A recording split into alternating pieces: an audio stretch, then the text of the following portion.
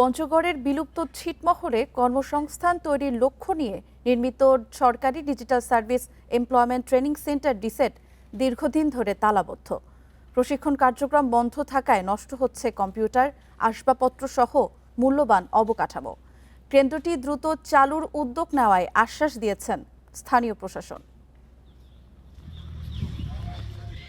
পঞ্চগড় সদরের বিলুপ্ত গারাতি ছিটমহলের digital service employment training centre এটি। দীর্ঘদিন ধরেই কেন্দ্রটিতে ঝুলছে তালা।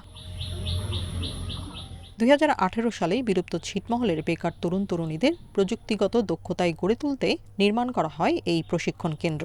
কিন্তু স্থানীয়দের কোনো কাজেই আসছে না কোটি টাকা ব্যয়ে নির্মিত কেন্দ্রটি। রক্ষণাবেক্ষণের অভাব ও অবহেলায় নষ্ট হচ্ছে কম্পিউটার, আসবাবপত্র সহ অন্যান্য সরঞ্জাম। নতুন যখন হয়েছিল অনেক বরাদ্দ ছিল এবং অনেক করছে, স্টুডেন্ট ভর্তি হয়েছে, আউটসোর্সিংয়ের অনেক কাজ করছে এবং যুবক স্বাবলম্বী হয়েছে। আগে চলতো, এখন চলে না, তালা লাগানো হয়ে গেছে।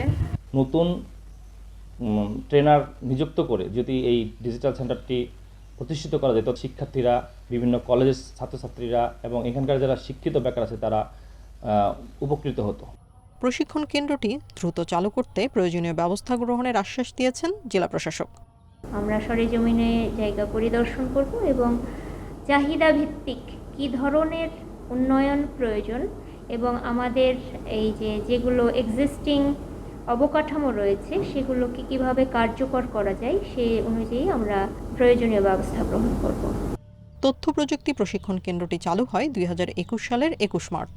মাত্র 6 মাসে কেন্দ্রটি থেকে প্রশিক্ষণ নেন 350 জন। Independent news.